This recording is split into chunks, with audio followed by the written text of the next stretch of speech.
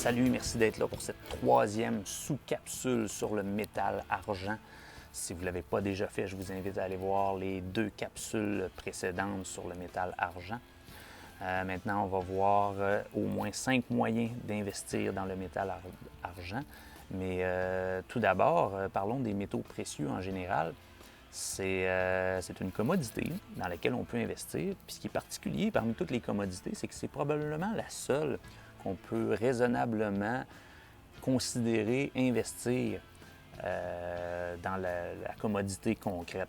Donc, si vous voulez investir quelques milliers de dollars dans le café, je ne vois pas comment ça pourrait être pratique pour vous d'acheter des sacs de café. Même chose si vous voulez investir dans le cuivre ou l'aluminium. Si vous voulez investir quelques milliers de dollars dans ces métaux-là, c'est des métaux industriels, ils sont beaucoup moins chers. Il vous faudra trouver un endroit pour les ranger. Ça prend beaucoup de place. Même chose pour les autres commodités agricoles comme le blé, l'avoine. Donc, les métaux précieux, c'est intéressant pour ça. On peut investir, stocker ça à la banque dans un petit coffret de sûreté ou enterrer ça dans son jardin la nuit avec une lampe frontale pour voir ce qu'on fait. Je ne vous le conseille pas. Mais donc ça, c'est l'intérêt des métaux précieux parmi l'ensemble des commodités. Maintenant, vous dites, oui, mais Jeff, comment on fait pour investir dans le métal argent? C'est en train de grimper, là, je pense que ça va grimper encore. Vers l'infini et Comment je au-delà! fais pour acheter ça? Bien, il y a au moins 5 moyens d'investir dans le métal argent. Le premier, c'est acheter des pièces en argent, acheter du métal argent physique. Ça, on y reviendra. Le deuxième moyen, c'est de prendre position dans des contrats à terme. On ne dit pas acheter des contrats à terme. Hein? On n'achète pas des futures. C'est un abus de langage quand on le fait. Quand on dit acheter un futures, on veut dire prendre une position acheteur dans un contrat futures où est-ce qu'on s'engage à se faire livrer une commodité. Dans ce cas-là, c'est de l'argent. Donc, si vous voulez faire ça, vous ouvrez un compte par exemple chez Interactive Broker, puis vous avez accès au marché de la bourse de Chicago. Là-bas, il y a 2 contrats sur le métal argent qui se transigent. Il y en a un qui s'appelle le Futures sur Silver. L'inconvénient de ça, c'est que c'est 5000 onces. Donc, au prix actuel, autour de 23 US, ça veut dire que c'est quand vous prenez position dans un contrat comme ça, à la bourse de Chicago, vous êtes exposé à la hauteur de 115 000 US. Donc, il s'agit que le prix de l'once varie de 1 mais vous avez un contrat sur 5 000 donc ça va varier de 5 000 à chaque fois que le prix de l'once varie de 1 Étant donné la nature des contrats à terme, quand vous prenez position dans un tel contrat, vous n'avez pas besoin de mettre le 115 000 tout d'un coup. Vous pouvez mettre simplement une marge en garantie. Cette marge-là, la marge minimum à Chicago à l'heure actuelle pour ce contrat-là, c'est 9 000 US. Par chance, il existe un contrat un petit peu plus petit qui s'appelle le Silver Micro. Lui, au lieu d'être sur 5000 onces, il est sur 1000 onces. Donc là, au lieu d'être exposé à 115 000 US sur les marchés, vous êtes exposé à la hauteur de environ 23 000 US. Dans ce cas-là, la marge qu'il faut employer est 5 fois plus petite. Donc, vous déposez 1800 US en garantie, puis vous avez votre exposition au marché. Donc, ça, c'est les contrats à terme. Donc, on a dit physique, contrat à terme. Maintenant, il y a aussi les fonds négociés en bourse, les FNB en français ou les Exchange Traded Funds en anglais, ETFs. Donc, ça, il y en a plusieurs. Je vous en parle de quelques-uns ici. Il y en a un côté à New York, le iShares Silver Trust, dont le sigle est SLV, géré par la firme BlackRock.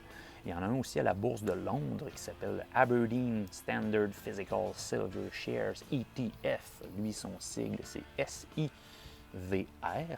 Vous en avez un également, une firme qui est à Toronto, les fonds Horizons.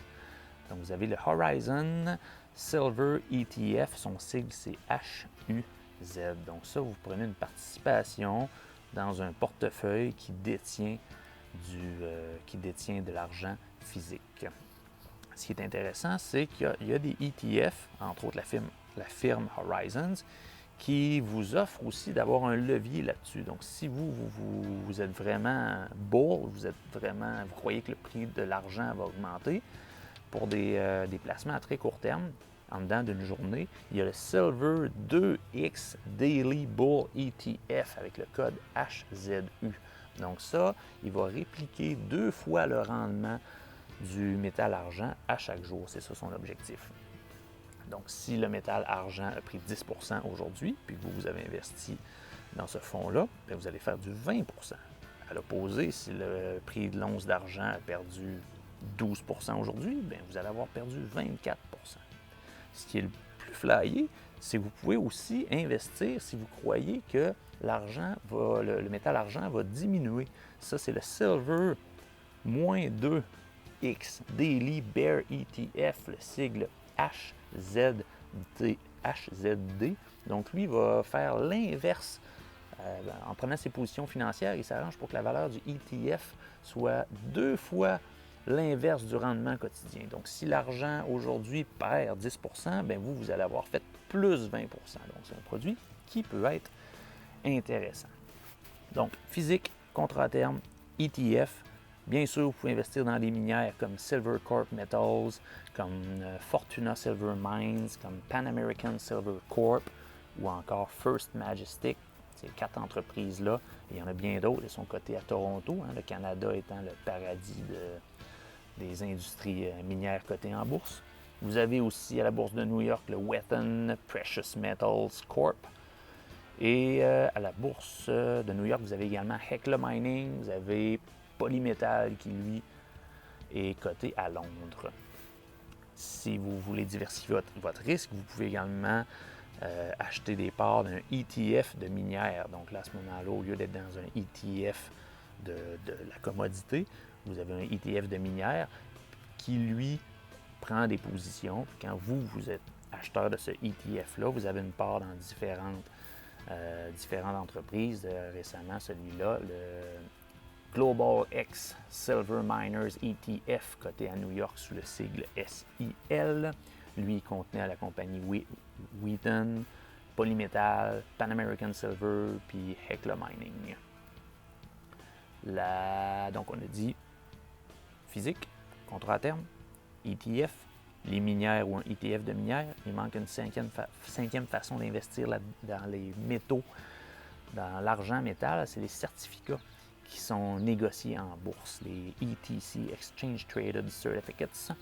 Lui, ils ont l'avantage d'avoir la propriété, on a la propriété du métal sans le tracas des frais du transport, du stockage. Par contre, il existe un risque de contrepartie. Au lieu d'avoir une part dans un ETF d'une entreprise, cette entreprise-là vous a simplement émis un certificat. Donc, il y a certains avantages fiscaux, je vous laisse éclairer ça de votre côté. Il y a certains avantages entre ETC, ETF, mais souvenez-vous que ETC, il y a la lettre C comme dans contrepartie. Donc attention, il existe un risque de contrepartie. Je vous remercie d'avoir écouté cette capsule-là jusqu'à la fin. Restez avec moi. Dans la prochaine capsule, on va voir 4 raisons et 5 moyens d'investir dans l'argent métal physique. Merci, bye bye.